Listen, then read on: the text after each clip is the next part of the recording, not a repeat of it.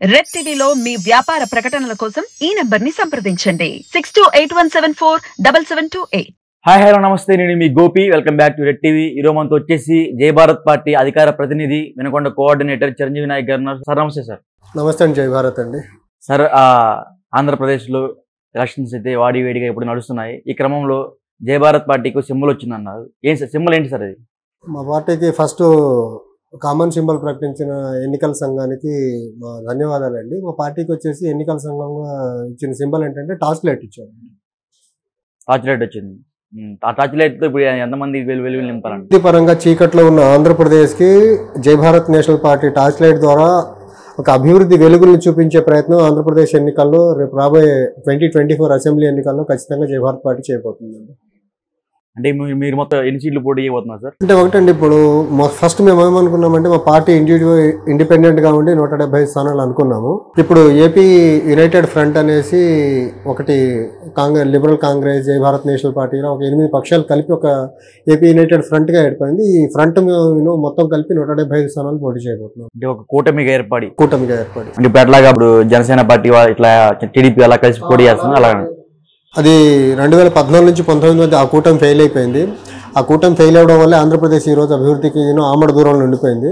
మా party and మా కూటమి ఏదైతే ఏపీ యునైటెడ్ ఫ్రంట్ ఉందో ఖచ్చితంగా ఆంధ్రప్రదేశ్ని అభివృద్ధి పరంగా ముందుకు తీసుకెళ్లేదానికి ఏర్పడిన కూటమి. అంటే అన్ని చోట్ల పోటీ చేస్తారా 175కి? అంటే కొంతమంది ఎంపీ స్థానాలు, ఎంపీ కూడా 25 పార్లమెంటు 175 అసెంబ్లీ స్థానాలు పోటీ చేయబోతున్నాం కూటమిగా. జేడి లక్ష్మీనారాయణ గారు ఎమ్మెల్యేగా లేకపోతే ఎంపీగా పోటీ చేస్తున్నారు? మా అధ్యక్షులు వారు ఎమ్మెల్యేగా పోటీ చేయబోతున్నారండి. ఈసారి ఎక్కడి నుంచి సార్? ఎమ్మెల్యేగా పోటీ చేయబోతున్నారు. విశాఖ పార్లమెంట్ లో ఒక అసెంబ్లీ పరిధి నుంచి పోటీ చేయబోతున్నారండి. అంటే సార్ మొన్న చూసాం, మన తాడేపల్లిలో సార్ అరెస్ట్ జరిగింది. దీని మీద ఏమైనా ప్రతీకారం తీసుకునే అవకాశం ఉంటుంది? మళ్ళీ ప్రతీకారం ఏం లేదండి. ఇప్పుడు 5 సంవత్సరాలుగా ఆయన ముఖ్యమంత్రిగా ఉండి ఆంధ్రప్రదేశ్కి హక్కుగా రావాల్సిన ప్రత్యేక హోదాని తీసుకురావడంలో ఫెయిల్ అయిపోయారు. కనీసం మీరు అడిగేదానికి మీకు కొంచెం భయాలు ఉండొచ్చు. కనీసం మీరు ఆల్ పార్టీ డెలిగేషన్ ఒకటి ఫామ్ చేసి ఢిల్లీకి తీసుకెళ్తే అట్లీస్ట్ మీ మీద కేసులు ఉన్నాయి కాబట్టి మీరు అడిగేదానికి భయపడితే మిగిలిన పక్షాలు ఉన్నాయి, మిగిలిన పార్టీలు, ఆంధ్రప్రదేశ్ యోగక్షేమాలు కోరుకునే పార్టీలు ఉన్నాయి. ఆ పార్టీలను అడిగితే మీరు ఆల్ పార్టీ డెలిగేషన్ తీసుకెళ్ళండి అని సీఎం క్యాంప్ కార్యాలయం ముట్టడికి పిలుపునిచ్చి ఆ రోజు వెళ్ళడం జరిగింది. ఆ ప్రయత్నంలో భాగంగా ఇంకా ఈ ఇష్యూ పెద్దదైపోయి వాళ్ళ ఫెయిల్యూర్ ఇంకా బయటికి పెద్ద మొత్తంలో ఎక్స్పోజ్ అయిపోయి ఎలక్షన్లో ఘోరమైన ఓటమి చవిచూస్తారన్న ఒక భయంతో ఏమో తెలియదు కానీ మా అధ్యక్షులు నన్ను అక్కడే పోలీసులు నిర్బంధించేశారు క్యాంప్ కార్యాలయానికి వెళ్ళలేకుండా. అంటే బయట ఏమన్నారంటే జై భారత్ పార్టీ నుంచి పోటీ చేయడానికి సరైన అభ్యర్థులు లేరు అన్నారు. ఏమంటారు? అభ్యర్థులు లేదే మీరు మమ్మల్ని ఇక్కడికి పిలిచి ఇంటర్వ్యూ చేస్తున్నారండి. అది మా వల్ల డ్యామేజ్ జరుగుతుందనే ఒక భయానక సిచ్యువేషన్ ఆ పార్టీలో ఉండటం వల్ల ఆదిలోనే వాళ్ళు ఇలా లైటర్ మేనర్లో డైలాగులు ఇచ్చి మమ్మల్ని ఏదో మోరల్గా డిమోరలైజ్ చేయాలని ట్రై చేస్తున్నారేమో. సో మేము డిమోరలైజ్ అయ్యే ప్రసక్తి లేదు. మేము అన్ని 175 స్థానాల్లో మా పార్టీ మా కూటమి తరఫున పోటీ చేయబోతుంది. పోటీ చేయబోతుంది అంటున్నారు. ఎన్ని సీట్లు గెలుస్తారు అని మీకు అనిపిస్తుంది? అంటే ఒకటండి, ఇప్పుడు పార్టీ పరంగా సర్వేలు చేస్తున్నాం. ఇప్పుడు కూటమి ఫామ్ అయింది కాబట్టి కూటమి పరంగా అన్ని పక్షాలు కలిపి ఒక కామన్ అండర్స్టాండింగ్తో సర్వేలు చేయించుకుంటున్నారు.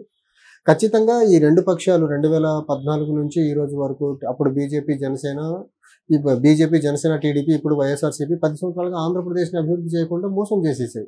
సో ప్రజలు ఒక రకమైన యాంగ్రీ మోడ్లో ఉన్నారు. ఈ ఒక పక్షానికి రెండో పార్టీకి బుద్ధి చెప్పాలనే రీతిలో.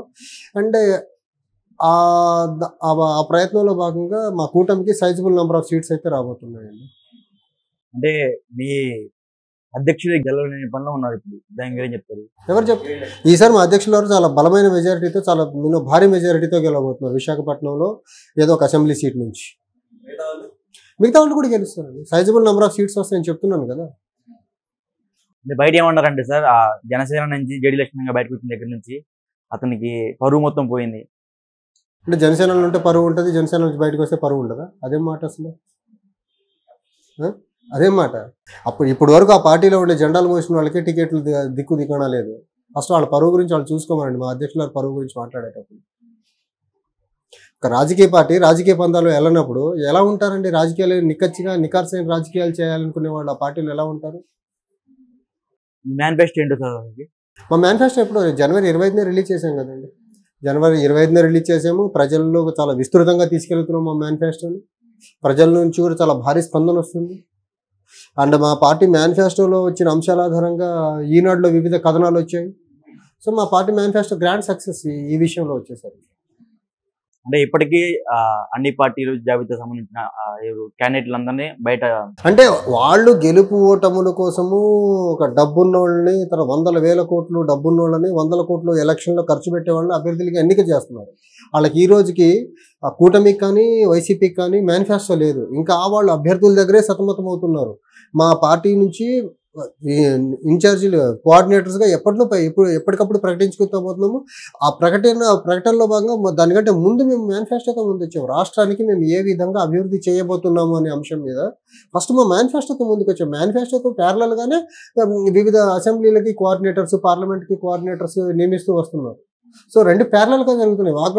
ఆ పార్టీలు లేకపోతే ఆ కూటమి లెక్క ఓన్లీ మేము అభ్యర్థుల్ని ప్రకటించే కార్యక్రమంలో ఆగిపోలా. అభ్యర్థుల్ని ప్రకటిస్తున్నాం, అట్ ద సేమ్ టైం మా మేనిఫెస్టోతో ప్రజల్లో కూడా వెళ్ళిపోతున్నాం మేము. సో రెండు సైమల్టేనియస్గా ప్యారలల్గా జరుగుతున్నాయి. పార్టీ అనుకోకుండా అధికారంలోకి వస్తే అనుకోకుండా ఏంటి? అనుకునే అధికారంలోకి వస్తాం, అనుకోకుండా రావడం ఏంటి? పెద్ద పెద్ద కూటమి అవతలు ఉన్నాయి కదా సార్ చెప్పేది. ఇప్పుడు వాళ్ళకి బలం ఉన్నప్పుడు ఇప్పుడు మావి చిన్న పార్టీలు కూటమండి.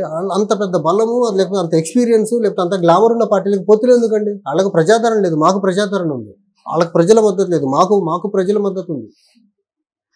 అనుకోకుండా కదా, అనుకోనే అధికారంలోకి రాబోతుంది. సరే, అనుకోని అధికారంలోకి వస్తే ప్రజలకు ఎటువంటి మంచి పనులు చేస్తారు? చెప్పాం కదండి, మేము మేనిఫెస్టో చూసుకుంటే నియోజకవర్గానికి అభివృద్ధి నిధుల పరంగా సంవత్సరానికి 100 కోట్లు, 5 సంవత్సరాలకు 500 కోట్లు. అలానే మౌలిక వస్తువుల సదుపాయాల కల్పన కోసం ప్రతి గ్రామ పంచాయతీకి సంవత్సరానికి ₹1 కోటి, 5 సంవత్సరాలకు 5 కోట్లు ఇవ్వబోతున్నాము.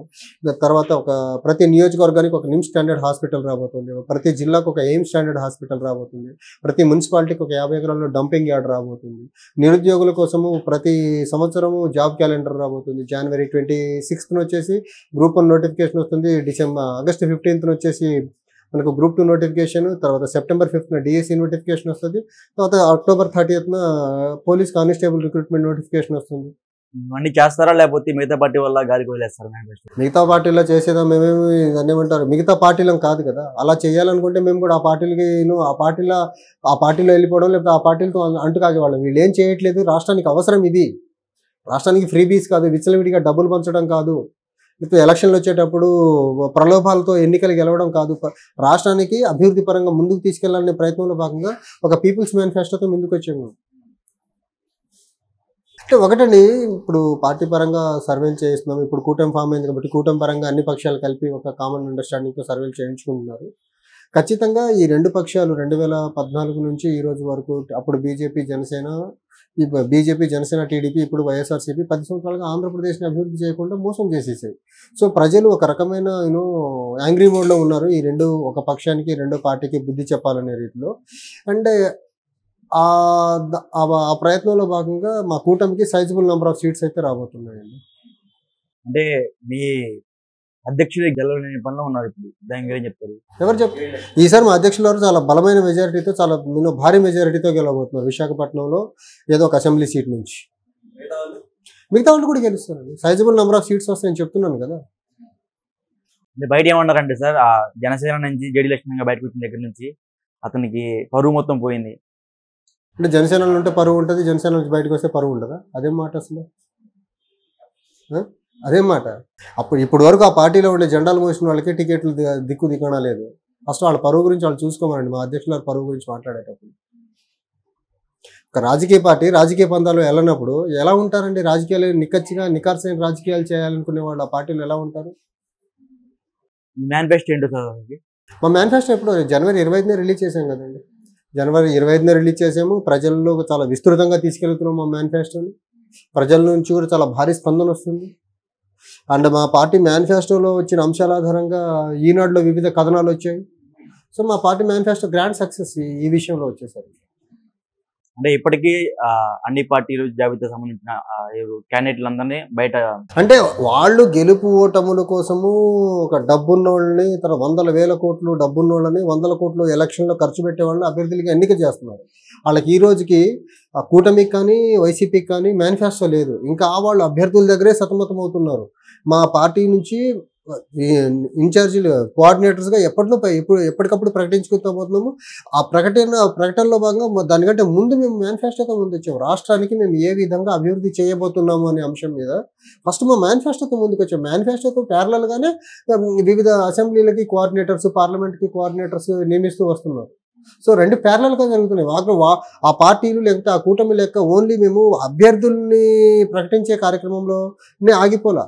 అభ్యర్థుల్ని ప్రకటిస్తున్నాం, అట్ ద సేమ్ టైం మా మేనిఫెస్టోతో ప్రజల్లో కూడా వెళ్ళిపోతున్నాం మేము. సో రెండు సైమల్టేనియస్గా ప్యారలల్గా జరుగుతున్నాయి.